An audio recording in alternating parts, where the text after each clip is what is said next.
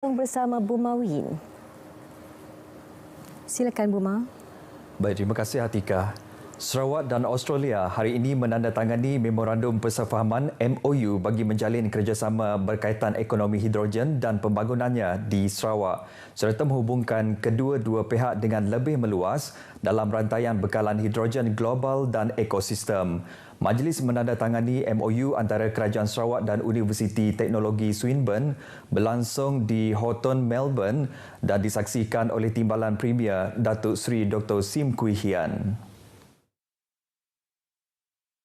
Kerjasama antara Kerajaan Sarawak dan Victorian Hydrogen Hub yang diterajui Universiti Teknologi Swinburne itu dibiayai oleh Kerajaan Negeri Victoria, Australia. MOU ditandatangani oleh Naib Chancellor dan Presiden Universiti Swinburne, Profesor Pascal Quester dan Pengarah Unit Perancang Ekonomi Sarawak, Datuk Dr. Muhammad Abdullah Zaidel. Menurut Datuk Seri Dr. Sim, visi Sarawak adalah untuk menjadi hub pengeluar hidrogen bersih utama di rantau ini dalam usaha untuk membangunkan ekonomi yang dipacu oleh hidrogen. Ini kerana hidrogen sangat menarik kerana sama ada ia dibakar untuk menghasilkan haba atau bertindak balas dengan udara dalam sel bahan api untuk menghasilkan elektrik, produk utamanya hanyalah air. Menerusi MOU ini, rakan kongsi dalam MOU berharap dapat menangani penyelidikan dan cabaran modal insan serta menyokong amalan pembuatan mampan selain menyokong keupayaan untuk menyimpan tenaga bersih daripada sumber yang boleh diperbaharui dan berusaha mencipta masa depan yang mampan untuk semua. Antara fokus utama MOU tersebut ialah penyelidikan dan inovasi ekonomi hidrogen menerusi program penyelidikan dan inovasi yang diterajui industri serta pembangunan sumber manusia bagi ekonomi hidrogen dengan mencipta kemahiran dan program latihan baharu berkaitan hidrogen. Dua ahli Dewan Undangan Negeri Adun mengangkat sumpah sebagai wakil rakyat yang berlangsung di Dewan Undangan Negeri Dun Sarawak di Kuching hari ini. Adun berkenaan ialah Adun Kuala Rajang yang juga Timbalan Menteri Pembangunan Bandar dan Sumber Asli Datuk Len Talib Saleh dan Adun Repok Datuk Seri Huang Tiong Si. Mereka mengangkat sumpah dan menandatangani surat ikrar di hadapan Speaker Dun Sarawak Tan Sri Muhammad Asfia Awan Nasar. Kedua-dua adun tidak dapat menghadiri upacara serupa pada Februari lalu selepas mereka disahkan positif COVID-19.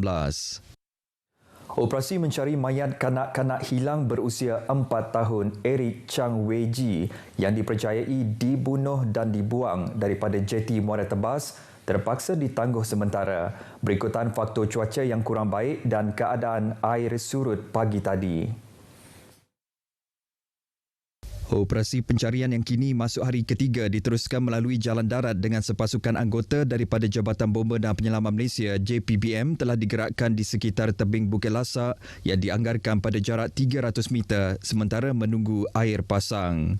Usaha pencarian di kawasan muara sungai hanya dapat dilakukan sejurus cuaca mengizinkan pada pukul 2 petang dengan penggunaan perkhidmatan dron daripada Pasukan Gerakan Udara Polis Diraja Malaysia dan anjing pengesan dari unit K9 JPBM Sarawak dalam pencarian sejauh 2.7 batu nautika daripada lokasi jeti. Seramai 15 anggota dari Balai Polis Gita, 4 anggota dari Balai Bomba Tabuan, 2 anggota bomba sukarela dan 10 anggota Agensi Penguatkuasaan Maritim Malaysia Wilayah Sarawak terlibat dalam operasi tersebut selain penggunaan sebuah bot daripada setiap agensi.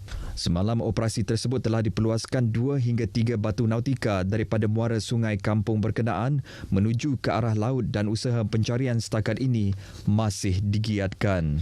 Terdahulu, Eric Chang Wei Ji telah dilaporkan hilang dari sebuah rumah di kawasan perumahan Pintawak pada 7 Mac lalu, manakala 4 orang individu terdiri daripada ibu bapa Eric Chang dan pasangan penjaga itu telah ditahan reman oleh pihak polis pada 11 Mac bagi membantu siasatan. Bagaimanapun pasangan suami isteri iaitu ibu bapa Eric Chang sudah dibebaskan dengan ikat jamin semalam manakala pasangan penjaga kepada mangsa terus berada dalam tahanan reman sehingga 16 Mac ini. Polis kini mengklasifikasikan kes tersebut sebagai kes bunuh dan disiasat di bawah Seksyen 302 Kanun Keseksaan yang sebelum ini disiasat di bawah Seksyen 31-1 Akta Kanak-Kanak 2001.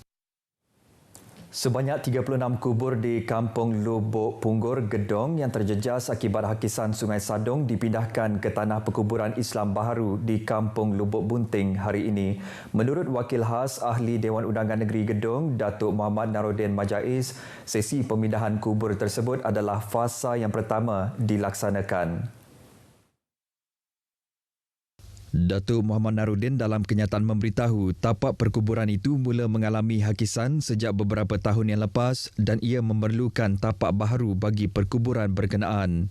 Jelasnya tapak baharu seluas 1.62 hektar tersebut adalah tanah yang diwakafkan oleh beliau sendiri ketika menjadi wakil rakyat Gedong. Proses pemindahan kubur berkenaan dikendalikan Jabatan Agama Islam Sarawak JAIS Samarahan yang diketuai oleh Ustaz Wan Asagaf bermula dengan penggalian kubur, pembersihan jenazah dalam kain kapan sebelum dikebumikan semula ke tapak perkuburan yang baharu. Turut hadir pada proses pemindahan itu adalah waris-waris pihak JAIS dan Majlis Islam Sarawak.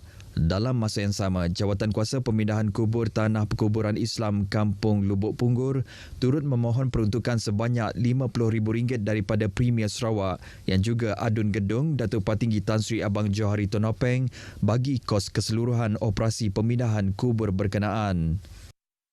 Bah Berdedat 2022 adalah program bersepadu peringkat Zon Utara Sarawak anjuran Jabatan Penyiaran Sarawak dengan kerjasama RTM Bintulu dan RTM Limbang untuk program radio di lokasi yang merupakan platform terbaik mendekati pendengar dan masyarakat.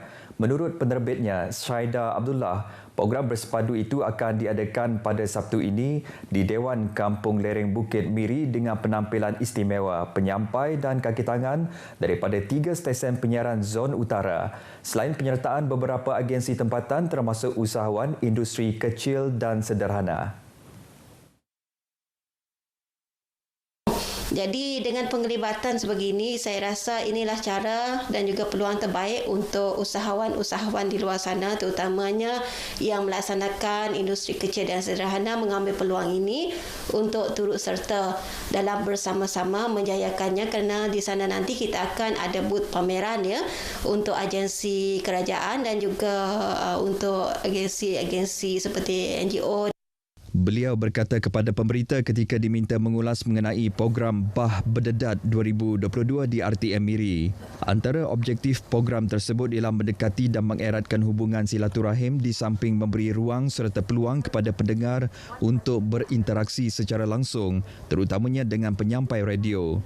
Program itu juga ujarnya sebagai cara menghargai pendengar yang sentiasa setia menyokong mereka selain menjungkil bakat terpendam kaki tangan RTM dan masyarakat melalui aktiviti yang diadakan. Syaida menambah antara pengisian program Bah Berdedat ini ialah pameran, pencarian bakat anak seni dan rakaman pentas raya bersepadu 3 stesen.